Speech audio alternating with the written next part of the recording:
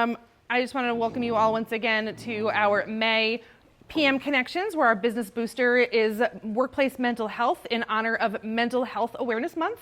Tonight we're going to hear from Jacquilyn Davis, the Director of Learning and Workforce Development for Mental Health CT. I hope that you will trust what I'm saying, but I also want to point out that I've done my research in workforces since I was 10, starting with babysitting. These are just the highlights of the titles I've had over the years. If you start at executive assistant again and down, that has been my history at Mental Health Connecticut for the last 10 years. I have stayed there for the last 10 years and plan to retire there because I actually like that work environment. All the other titles, nope. I was looking for a job immediately. It was not a healthy environment. And that's a story that you can hear over and over again. And if you need to verify, that QR code will take you to my LinkedIn account. I do my due diligence, I do my research, and that is the lens that I'm gonna be talking to you about when I talk about work environments and why it's so important to pay attention. So I have a few phrases up on the screen, and I can kind of wiggle. If I'm in anybody's way for slides, let me know. Okay, so show of hands, be honest please. Who has been saying these things or are still saying these things in your workplace? There's no I in team. Are they a good match when you're recruiting someone? And are you recruiting for culture fit? Thank you for the honesty. Had a few hands going up.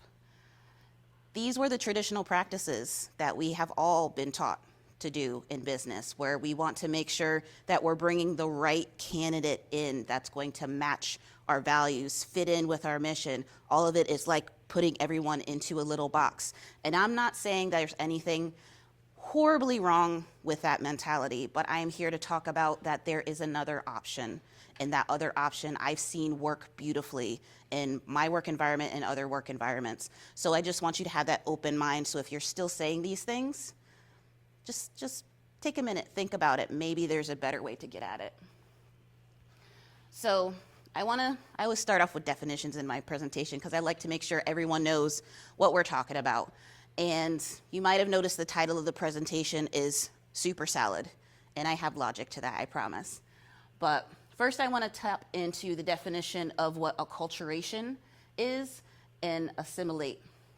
Because I find when we talk about that culture fit, getting somebody that is going to match your organization, this is what you're asking of your employees, to fit in, to be part of that culture, to assimilate to that, to absorb into the existing culture. But when you look at acculturation as a full, as opposed to just assimilating, assimilation is just one piece of what that could be. As you go across, there's a separation, a marginalization, and integration. And then what I like to say is the goal is transmutation. And a lot of people don't even know those terminologies exist. Transmutation is actually being able to let the people that are coming in to bring what they have with them and have those things meld in with the full group. And sometimes you have to let a few qualities go and make room for everybody. And so that's the goal that I want to try and get at. So first, let's dive into the soup. And I say Super Salad, just pretend you're at Olive Garden up the street. Are they a member? They should be. So you sit down at your table, ask Super Salad, don't know what you're gonna pick. But when we're talking about soup in the workplace, this is what's on the menu. You have that dominant flavor, that's the company mission, the vision, the values, that's what's really shaping everything. You get a little touch of leadership's teams, their preferred spices get mixed in there because they're in charge. I've been in all of these workplaces where that is the dominant and you just have to absorb in and literally melt away and you're gone. I'm like paprika. Does anyone know what paprika tastes like? It's just a color. I know it's peppers, but it's like, I'd rather be smoked paprika. But when you're talking about a soup environment, any new ingredients just blend in with that existing soup until smooth. There's no soup of the day, no soup du jour. It's the same option day after day after day. And that work environment is not evolving. They're not keeping up with the times. They're gonna be at risk and they're gonna call you over here, the lawyer, because they're having unemployment issues where they're showing up to court because people got dismissed for reasons that they shouldn't have. It can cause a lot of liability problems. So when you are in that soup environment, that melting pot, and I know that, as America, we used to be very proud of being this great melting pot of a country. Statue of Liberty saying, bring us, you're tired, you're sick, you're poor. I feel bad, I can't remember it exactly, but it was welcoming this melting pot of everyone coming in, but then we all just became this giant America. But when we look around the room, we're not all the same. We all have wonderful differences, and those things should be celebrated. But when you're in that soup environment of a workplace, you see this graphic, you're expected to put that mask on. And I'm not talking about the COVID ones. I'm talking about that personality shift where you're literally code switching and saying, okay, I got to put my baggage, my home life on hold, and I got to be professional. Jacquilyn Davis, CDP, reporting for duty, and go. And I'm not allowed to think about my mom recovering from cancer right now. I'm not allowed to think about, fighting with my sister the other day. I'm not allowed to, and we're not fighting. I'm saying for the recording, Nikki, I'm sorry I used you as an example. But I'm not allowed to talk about those things at work because I have to focus and be that professional thing. And when you're telling people, no, you can't show up as your authentic self, and you have to be that one thing that fits in, that's exhausting. Me talking as a Black Bix woman, I've been in those spaces my whole life where, don't be angry because then you're the angry Black woman. This kind of mentality shows up in the workplace as well. It's like, nope, gotta be exactly professional, put on that smile, don't yawn in front of the clients, don't be human. You're just a little cog in a wheel. So I have these bullet points on the screen talking about when you're in this environment, there's that loss of identity. You lose that motivation. You no longer want to share your ideas because you're afraid of getting that hand smacked. That is a not psychologically safe environment. And if you're not familiar with that term of psychologically safe, it's basically an environment where you are free and comfortable and safe to share your ideas without risk of retribution. That's the end game. That's the goal. That's a healthy work environment. But when you are that melting pot and there's that expectation of fitting in, who's going to want to show up and say, oh, hey, I have this new cool idea? No, you're just going to stay at your desk and do your job and go home. And there's statistics that back that. This is from SHRM. I hope everyone knows SHRM, the Society of Human Resource Management. This is their 2024 mental health research series statistics. I'm not going to go through every single one because I want to make sure we have time for more conversation. But the big ones I want to point out, that there is an emotional impact on mental health at work. 44% of people that participated in this survey admitted to feeling burned out from their jobs. In total, right now, I just checked the statistics this morning, they're projected to have an 82% impact of burnout this year. That's ridiculous. And it's a lot of different factors. I think the top three had to do with being exhausted, financial stressors, and I'm not going to remember the third one, but those were the higher of the three, and exhaustion being very, very high in that list. You have 30% feeling stressed, 22% feeling anxious, and the one I find very interesting is 50% often feel a sense of belonging. And they put that in the positive way, but that also means the other half don't feel like they belong at work. And that's a little scary, thinking half your workforce doesn't feel welcome at your job. The other statistics at the bottom, I'm just going to summarize the key point that I think is really important. A lot of people don't realize this. The relationships you have at your workplace, even if you have a tiny team of 3 people, those 3 people need to have respect for each other. They should be building relationships with each other. I'm not saying be best friends, but be friendly. There is a big impact. Chip is a big advocate for the power of kindness. It does work. You need to put the work in and treat people as human beings and as your equals and see them for who they are and all the wonderful contributions that they can give. Because when you're not, you are impacting somebody's mental health, period. Because the statistics, if I could remember exactly, I'm not going to be able to remember the percentage, but it is equal when you talk about the impact of mental health. For yourself, it's someone that manages you, your supervisor. That relationship between yourself and your supervisor is just as impactful on your mental health as the relationship you have with your significant other. Let that sink in, because when I first heard that, I'm like, oh crap, really? But then you think about it, if you do a normal work week for me, Monday through Friday, 9 to 5. So Monday through Friday, 60% of my waking hours in that time frame is spent at work. 60% of my entire week is at work. I'm with that supervisor. I'm only getting 40% with my significant other if they're home. That's a lot of time if you're not in a good work environment, if you're not feeling appreciated or valued, that you belong, that you're welcome. So it is very impactful, and that's why those statistics of being burnt out, stressed, anxious, that's what happens if you don't have the positive environment and those good relationships, because it really, really matters. So I brought up that burnout statistic because I find that it's happening more and more. As I said, 82% is expected to experience burnout this year. So it's important to know some of those habits that happen, because that's going to lead to recognizing those signs and symptoms in yourself and within your teams as well. So if people are not taking their breaks or PTO, guess what? They're probably going to get overwhelmed. That might be a sign that their workload is too heavy right now. Or they're just not even putting themselves first, and that's a lack of self-care. There could be a lack of healthy boundaries. Again, talking about those relationships that you have. It's not just you and your supervisor, it's your coworkers, it's your team.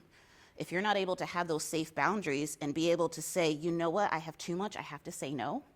Or to say, yes, I will help you, and, that is my favorite trick. If you can't say no, say yes, and. And what you say after the and is your boundary. To say, I can help you, and I'm gonna need 2 weeks. Or, and I'm gonna need you to take this off my plate. And have that be that conversation. There's also bad habits that you notice if people start to procrastinate, or if they just seem to lack all motivation because they're becoming detached. One of the big signs of burnout is being detached from the organization, mentally, physically. If you have staff that are hybrid and they're asking to work remote more than come in the office, they might not want to be there. Again, the no self-care plan. Some people start to think that they're alone in this. I'm here to tell you it's extremely natural. It happens to a lot of us. We react to the world around us. If you're not reacting, you're numb, and that's another problem. It's natural to react to your surroundings. And then one thing I like to add to it as a bad habit, some people mislabel burnout. They're feeling detached, they're feeling unmotivated, they're feeling overwhelmed, and then they just think, I'm just being lazy. And then they start beating themselves up. And that's a horrible spiral to get caught in.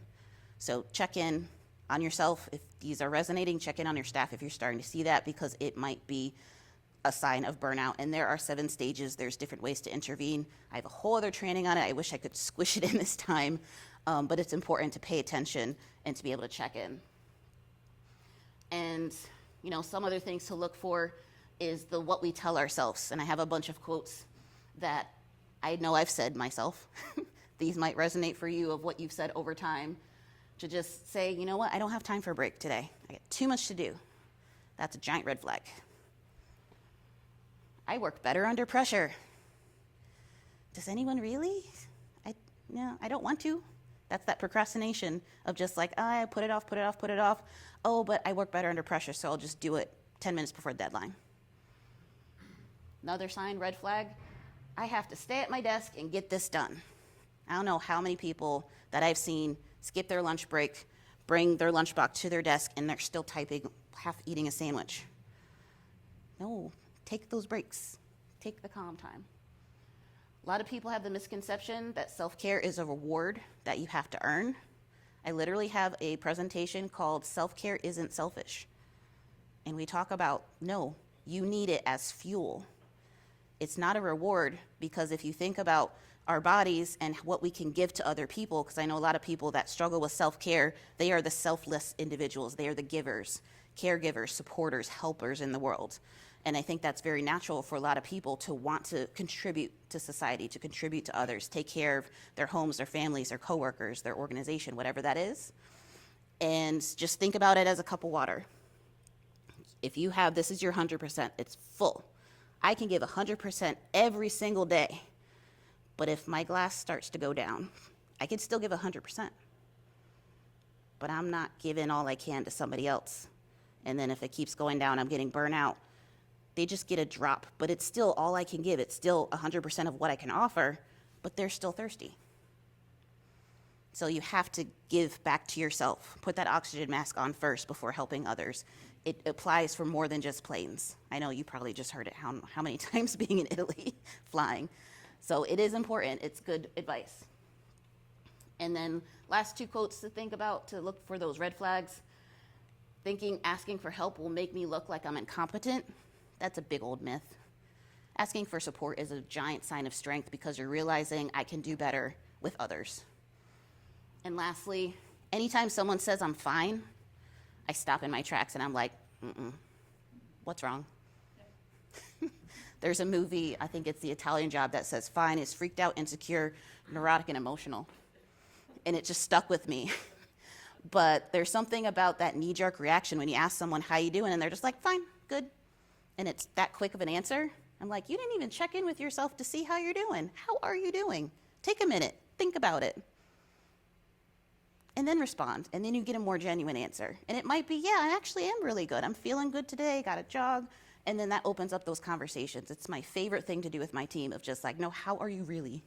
I don't need to be in your business, but how are you being today in this room, in this moment, so we can have a productive conversation. So moving on to the salad. This is my ideal work environment because there's a variety of flavors. You might have a crouton over here, cranberry over here, mixed greens, little herbs. You can see all the ingredients. They're standing out, they're pops of color. And when you take that bite together, it's still cohesive because you pour that dressing on, that's your mission, that's your values. That's the leadership influence. That ties it together. That's not the base. Don't drown your salad in that dressing. Just have just enough. Make sure you can still taste that crouton, still taste that cranberry. Let those things shine.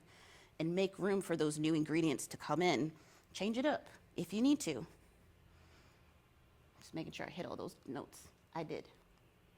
So the reason I promote the salad is, again, there's statistics that back it. When you're investing in mental health at work, when you're investing in your people and their well-being, their professional development, their personal development, it makes a giant impact. HR professionals, and this is from the Mental Health America 2022 Workplace Report, HR professionals indicate offering mental health resources and supports can increase employee retention. 86% of HR professionals say that is a fact. 72% of HR professionals cite offering mental health resources actually attract new talent. I know that maybe 2 years ago, I did a presentation and I found a statistic that 81% of individuals are looking for a new job that has mental health resources. I believe that trend is still going on. Lastly, 90% of HR professionals think mental health resources can serve as a preventative measure to burnout. Yes? What do you mean when you say mental health resources? That can be a variety of things, and that's an excellent question. So that can be enhancing your EAP program, your employee assistant program, to make sure that people have 3 to 6 to 9 sessions at no charge with the mental health provider for therapy consultation. That could mean making sure that your health insurance has behavioral health benefits so that things are covered for medication, for professional care. That could be promoting, and I have some resources up here, promoting resources in your workplace to say, if you're in crisis, call 988. If you need a warm line, call 211. Just being able to have education in the workplace to say, well, okay, let's talk about how we can recognize signs and symptoms in each other. It could be checking in, just like I said with, oh, you said you're fine? How are you really? There's a variety of ways that you can get at that. Does that answer your question? It does. Okay. And I'm happy to give a whole long list after as well. So yeah, the science really backs that it does make a huge impact when you pay attention to your staff and their needs. And those needs should also be customized. If you're looking at adding mental health resources, asking the question you just did, like, well, what would serve you? What would help you? What would support you? And don't be shy and say, give me your need list and your want list, and we're going to see what we can put together. So, soup or salad. Sometimes you realize, okay, I ordered the soup and I don't want it anymore. Is it too late to change?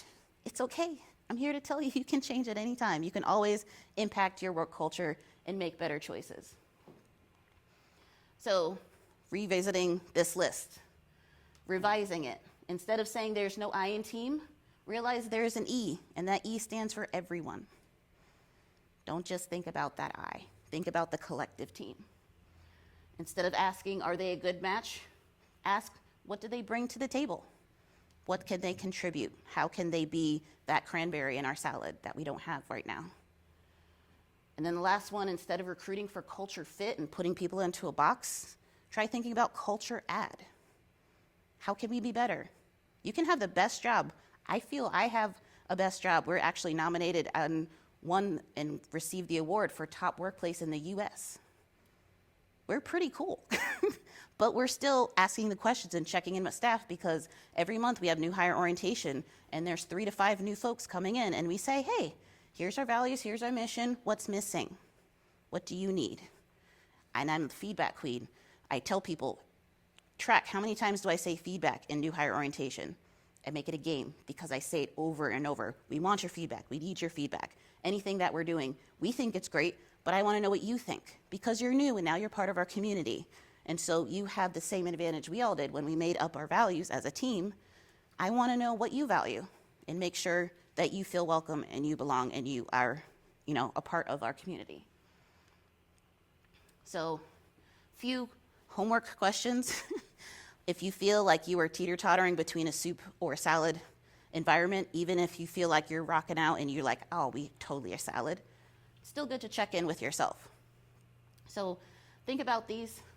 What and who is missing from our menu? Are we attracting talent based on culture fit or culture add?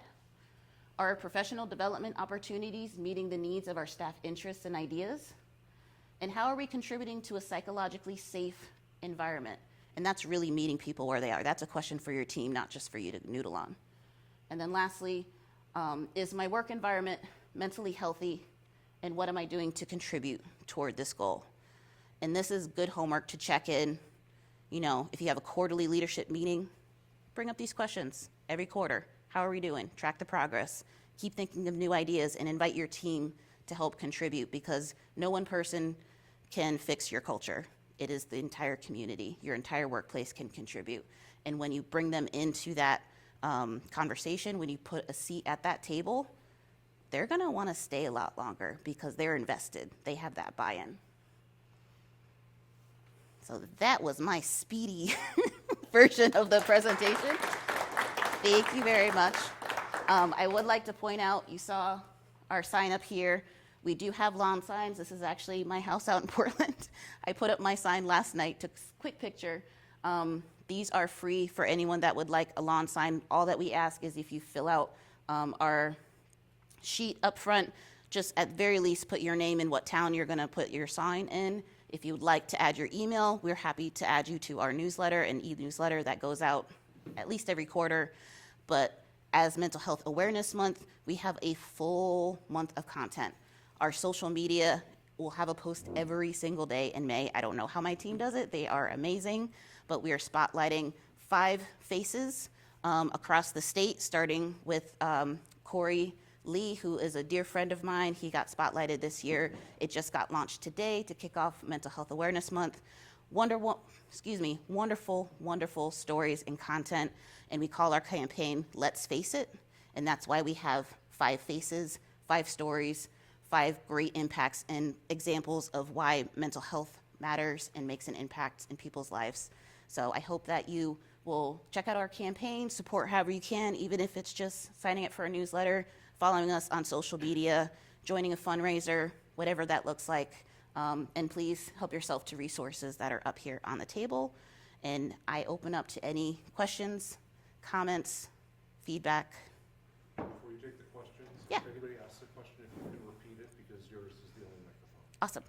Where are the stories? On your website? Yeah, the stories for our campaign are on our website. That's mhconn.org. I believe there's a QR code on those flyers that you held up. It is our Let's Face It flyer, and it'll take you directly to those stories. And all 5 stories are posted now, as opposed to piecemealing throughout the year. That's new for us this year. But if you don't want to, dive into all of them at once, you can wait for social media. Once a week, they're going to pop up with a new story. Yeah, I see a question back here. Data on overwhelmed or stressed out, whether they're the work at home folks who are all telecommuting essentially, the hybrid folks, or the firms that are requiring people to come back to the office after COVID. Any sort of distinctions about that? There are a lot of people, excuse me, I have to reiterate the question. The question is basically, are there statistics around the differences of what that work environment is and the impact on one's mental health, whether it's a remote worker, a hybrid worker, or someone actually boots on the ground in the office or in the community? There are organizations that are tracking that data. I don't have the statistics off the top of my head. I apologize, I'm not a big numbers person. But from what I saw in summary, there are, I think the biggest impact right now is the individuals that are being asked to return to work that are feeling more stress about that change. So I think anything that impacts a change for someone's routine, that is driving that anxiousness up, that stress up. And sometimes that's a burden on finances because individuals may have gotten very used to not using their car, not having so much gas, and now they have to make that change. Kate. Yeah, so I was just wondering, you talked a lot about the signs of burnout and how detrimental that can be to an entire workplace. Do you have any easy tips on how to stop it as it's happening if you recognize those signs before it becomes a crisis? Yes. So the question is basically, when you recognize burnout for another individual, you're saying for another, not for yourself, correct? Okay, so we recognize the signs and symptoms of burnout in another person. Are there strategies to intervene to help stop that, to bring them to a better, more positive place? Yes. The short answer is yes. One of my many hats, I am a mental health first aid instructor, and that course actually guides you through how you can recognize signs and symptoms of any mental health challenges, from early onset symptoms and worsening symptoms and full-on crisis. And when you talk about burnout, it runs the gambit where that might fit in. And it gives you a whole action plan of assessing, listening without judgment, giving hope with facts, encouraging self-help, and then encouraging professional services. It's a full certification. If anyone's interested to learn more about it, I'm happy to talk one-on-one. But there are a lot of strategies that you can do. I would say the shorter version of advice that I would say is that L in the ALGE plan is listening without judgment. That is the easiest, less effort. As long as you have that patience and you are ready to step into conversations and listen to another person, that really does make a huge impact. When someone is spiraling, they're exhausted, they're overwhelmed, whatever those symptoms are of burnout that's coming up, to just say, hey, this is what I'm noticing. I am concerned. Can we have a conversation? How can I support you? And just listen. And without judgment is a really big piece. Don't jump in and try to give advice and say, oh, you'll be fine. That's not going to help. You want to listen. You want to let them help create their own solutions, and then you can guide them to self-help encouragement or professional help encouragement. And one of the lists up here on the table is a 2-page list of mental health resources. If you don't know where someone can turn to, feel free to keep that list with you so you have that as a resource. I think I saw your hand first. Yes. So on your website, I was checking the website for a minute. Is there a way, do you connect people to like local mental health resources in Connecticut? I'm asking the question because one of my clients can be actually a resource, like content, local resources and stuff related to that. Awesome. Yeah, the question being on MHC's website, do we connect individuals to local resources here in Connecticut for their mental health needs, and then offering that you do have someone that would be fantastic to add. Yes, let's talk. We do have a directory on our website that lists not just local but national resources. It's being revamped constantly to make sure that information is current, accurate, and up to date. So if anyone knows of resources that are not currently on there, we're always happy to vet them and to add them as appropriate. Yes. So what does one do if they find that they're in a bowl of soup at work and they're not a leadership person? How can you approach making changes to not a hiring manager and you're not in charge? Yeah, I really like that question, and I get that a lot, where if you find yourself in a soup type environment and you want to see that salad shift, but you're not in that key position where you feel that you can just say, okay, we're making this change. You can start by saying, hey, I just went to this really cool workshop and I have some ideas I'd like to share, and this is you talking to the people that you feel could shift that needle. Education is always my first go-to. So by sharing information, sharing the statistics, once this video is posted, you can say, hey, check out this link. You can find those resources and be able to make your own presentation around that. Or you can just call me and say, can you talk to my boss for a few minutes and go through the ROI of mental health in the workplace? Because the data is there. It's not just a nice to have, it is a necessity to keep your business thriving.